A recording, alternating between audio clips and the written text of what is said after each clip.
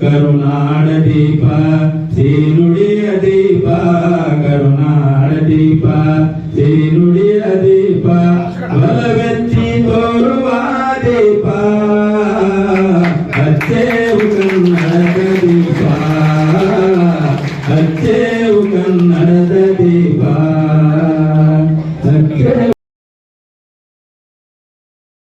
ಭವಿಷ್ಯ ಉಜ್ವಲವಾಗಲಿ. ಆ ಕನ್ನಡಾಂಬೆ ತಾವು ಕೂಡ ಹೆಚ್ಚಿನ ಶಕ್ತಿಯನ್ನು ಕನ್ನಡದಲ್ಲಿ ನೀಡಿ ಅಂತೇಳಿ ಶುಭವನ್ನು ಹಾರೈಸ್ತಾ ಇದ್ದೇವೆ. ಬಂಧುಗಳೇ, ಧನ್ಯವಾದಗಳು, ಅಭಿನಂದನೆ.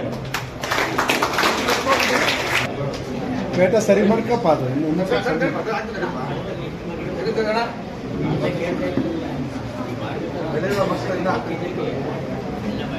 ಭವಿಷ್ಯ ಉಜ್ವಲವಾಗಲಿ.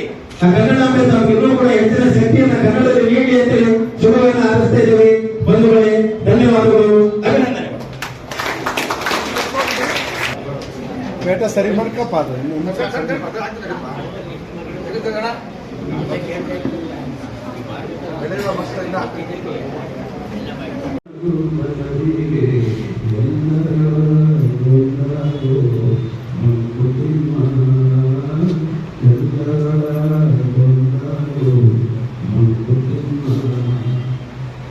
ಎಲ್ಲರೂ ನಮಸ್ಕಾರ. ಕವಿ ಡಿವಿಜಿಯವರ ಈ ಪದ್ಯದ ಅರ್ಥದ ಸಾರ್ಥಕತೆಯ ಒಂದು ಅರ್ಥಪೂರ್ಣವಾದ ಕಾರ್ಯಕ್ರಮ ಇರುವುದೇ ನಾನು ಗೌರವಿಸ್ತೇನೆ. ಇಂಥ ಒಂದು ವೇದಿಕೆಯಲ್ಲಿ ನನ್ನೆಲ್ಲರ ಮುಂದೆ ನಿಂತು ಇಂಥ ಅವಕಾಶವನ್ನು ಮಾಡಿಕೊಂಡು ಕಾರಣವಾಗಿರ್ತಕ್ಕಂಥದ್ದು ಮಕ್ಕಳಿಗೆ ಆಸ್ತಿ ಮಾಡಿದರೆ ಮಕ್ಕಳನ್ನೇ ಆಸ್ತಿಯಾಗಿ ಪರಿವರ್ತನೆ ಮಾಡ್ತಾ ಇದ್ದಾರೆ. ಮಕ್ಕಳಲ್ಲಿ ಓದುವ ಭಾವನೆ ಕಡಿಮೆ ಆಗ್ತಾ ಇದೆ.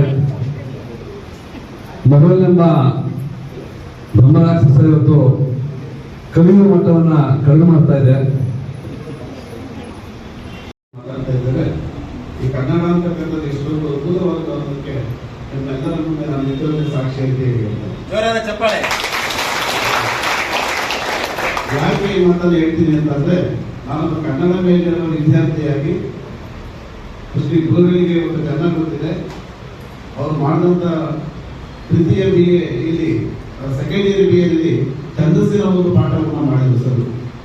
ಆ ಛಂದಸ್ಸಿನ ಪಾಠದಲ್ಲಿ ಈ ವಿಶ್ವವಿದ್ಯಾಲಯದಲ್ಲಿ ನಾನು 2ನೇ ಸ್ಥಾನವನ್ನು ಪಡೆದಿದ್ದೆ ಅವತ್ತಿನ ದಿವಸ. ಅಂಕಗಳು ಜಾಸ್ತಿ ಆಯಿತು. ನನ್ನ ಅಂಕಗಳು ಜಾಸ್ತಿ ಆದ್ರಿಂದ ನನಗೆ ಯಾವತ್ತಿನ ಕಾಲದಲ್ಲಿ BEd ಸಿಕ್ಕಿತು. ನೋಡಿ, ಕನ್ನಡಿಗೆ ಇವತ್ತು ನನ್ನನ್ನು ಕಾಪಾಡ್ತು ಅಂತಂದ್ರೆ ಕನ್ನಡ ನನಗೊಂದು ಬದುಕನ್ನು ಕಟ್ಕೊಟ್ಟಿದೆ. ಕನ್ನಡ ನಾನು ತಿಳ್ತಕ್ಕಂಥ ಅನ್ನಕ್ಕೊಂದು ದಾರಿಯನ್ನು ಮಾಡಿಕೊಟ್ಟಿದೆ. ಅದೇ ಕನ್ನಡ ನಿಮ್ಮೆಲ್ಲರ ಮುಂದೆ ನಿಂತು ಒಂದೆರಡು ನೋವು ದೈವಗಳನ್ನು ಅನುಭವಿಸಿಕೊಳ್ಳಲು ಒಂದು ಅವಕಾಶವನ್ನು ಮಾಡಿಕೊಟ್ಟಿದೆ. ಹಾಗಾಗಿ ಕನ್ನಡ ಅಂತಕ್ಕಂಥದ್ದು ಏನಿದೆ ಅದು ಕೇವಲ ಕನ್ನಡ ನಾಡಿಗೆ ಕನ್ನಡ ಜನಕ್ಕೆ ಮತ್ತು ಸೀಮಿತವಾದಂಥ ಭಾಷೆ ಅಂತಕ್ಕಂಥದ್ದಲ್ಲ. ಅದೆಲ್ಲರೂ ಕೂಡ ಗೊತ್ತಿದೆ. 2000 ವರ್ಷಗಳ ಇತಿಹಾಸವನ್ನು ಹೊಂದಿರತಕ್ಕಂಥದ್ದು ನಮ್ಮ ಕನ್ನಡ ಭಾಷೆ ಅಂತ ಹೇಳಿ ಮಾಡ್ತೀವಿ. ಅದರಲ್ಲೂ ವಿಶೇಷವಾಗಿ 4 ಕಡೆ ಪ್ರಶಸ್ತಿಗಳನ್ನು ಪಡೆದುಕೊಂಡ ಶಿಶುವಿರೋದ್ರಿಂದ ಇನ್ನೊಂದ್ಸಾರಿ ನನ್ನ ಮಾತನ್ನು ಪರಿಚಯ ಮಾಡಿಸೋಣ ಅಂತ ಹೇಳಿ ನಮ್ಗೆ ಗೋವಿಂದ ಅವರ ಮಾತಾಡಬೇಕು ಅನ್ನೋದ್ರಿಂದ ಮಾತಾಡ್ತಾ ಇದ್ದೀನಿ. ಬಹಳ ಹೊತ್ತು ಮಾತಾಡೋದು ನೋಡಿ. ವಿದ್ಯಾರ್ಥಿಗಳು ಹೇಳಿದರೆ ಈ ಪ್ರಶಸ್ತಿಗಳು, ಈ ಪದವಿಗಳು ಅವು ನಮ್ಮ ಹೃದಯದಲ್ಲಿ ಇರಬೇಕು ಹೊರತು ನಮ್ಮ ತಲೆಗೆ ಬರಬಾರ್ದು. ಅಂದರೆ ಅಹಂಕಾರ ಬೆಳಿಬಾರ್ದು. ಆಮೇಲೆ ಓದಿನಲ್ಲಿ ಬೇಕಾದಷ್ಟು ಭವಿಷ್ಯಗಳನ್ನು ತೆಗೆದುಕೊಳ್ಳೋದು. ಮೊನ್ನೆ ವಿಜಯವಾಣಿಯಲ್ಲಿ ಮತ್ತು ತರಂಗದಲ್ಲಿ ಒಂದು ಆರ್ಟಿಕಲ್ ಬಂದಿದೆ ನೋಡಿ. ಬರೀ ಡಾಕ್ಟರ್ಗಳೆಲ್ಲ, ಬರೀ ಇಂಜಿನಿಯರ್ಗಳೆಲ್ಲ, ಬರೀ ವಿಜ್ಞಾನಿಗಳಿಗೆಲ್ಲ ಇವತ್ತು ಜ್ಞಾನ ಬಹುಮುಖವಾಗಿ ತೆರೆದುಕೊಂಡಿದೆ. ಈಗ ಸಚಿನ್ ತೆಂಡೂಲ್ಕರ್ ಏನು ಓದಿಲ್ಲ, ಓದಿರುವ ಸೂರ್ಯವಂಶಿ ಏನು ಆಗಿಲ್ಲ. ಅವ್ರ ಕಾಲೇಜ್ ಪ್ರಿನ್ಸಿಪಾಲ್ ನೋಟಿಸ್ ಕೊಡ್ತಾರೆ, 9 ಗಂಟೆ ಪರೀಕ್ಷೆ ಬಂದಿಲ್ಲ, ನೀನು ಕ್ರಿಕೆಟ್ ಆಡಕ್ಕೆ ಹೋಗ್ತಾ ಇದೆಯಲ್ಲ ಅಂತ. ಅವರ ಭಕ್ತಿ ಅಂದ್ರೆ ಜಮೀನು ಮಾಡಿಬಿಟ್ಟು ಅವ್ರು ಕ್ರಿಕೆಟ್ಗೆ ಕರ್ಕೊಂಡು ಹೋದ್ರಂತೆ. ಇವತ್ತು ಎಷ್ಟು 1000 ಎಕರೆಗಳನ್ನು ಕೊಡ್ಕೋಬಹುದು. ಒಂದು ಬದುಕಿನ ಆಯಾಮಗಳು ಡಾಕ್ಟರು, ಇಂಜಿನಿಯರ್ಗಳು ಇನ್ನೇನೇನು ಅಲ್ಲ, ಆಯಾ ಕ್ಷೇತ್ರದಲ್ಲಿ.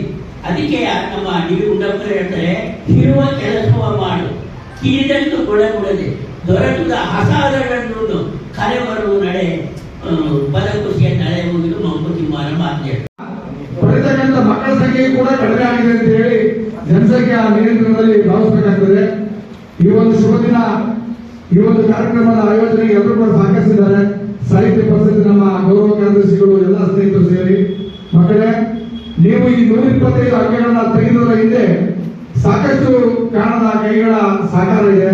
ನಿಮ್ಮ ತಂದೆ ತಾಯಿ ಶಿಕ್ಷಕರು ಪೋಷಕರು ಎಲ್ಲ ಸೇರಿ ಶ್ರಮಪಟ್ಟು ನಿಮ್ಮನ್ನ ಓದಿಸಿ ಬದುಕುವಂತಾಗಲಿ ಮತ್ತು ಕೇವಲ ಅಂಗಗಳೇ ಆಧಾರವಾಗಿ ತಾವು ಇಟ್ಕೋಬಾರ್ದು. ನನ್ನ ತಂದೆ ತಾಯಿಗೆ ಮತ್ತು ಪಾಠ ಕಲಿತಂತ ಶಾಲೆಯ ಗುರುಗಳಿಗೆ ಗೌರವವನ್ನು ಇಟ್ಟು ಇದು ಕೂಡ ನಿಮ್ದು ಮೊದಲನೇ ಹೆಜ್ಜೆ. ಇದು SSLC ಪರೀಕ್ಷೆ, ಇದು ಕೂಡ ಬಹಳಷ್ಟು ವಿದ್ಯಾಭ್ಯಾಸದ ಸಂದರ್ಭ ಸನ್ನಿವೇಶ ಇದೆ.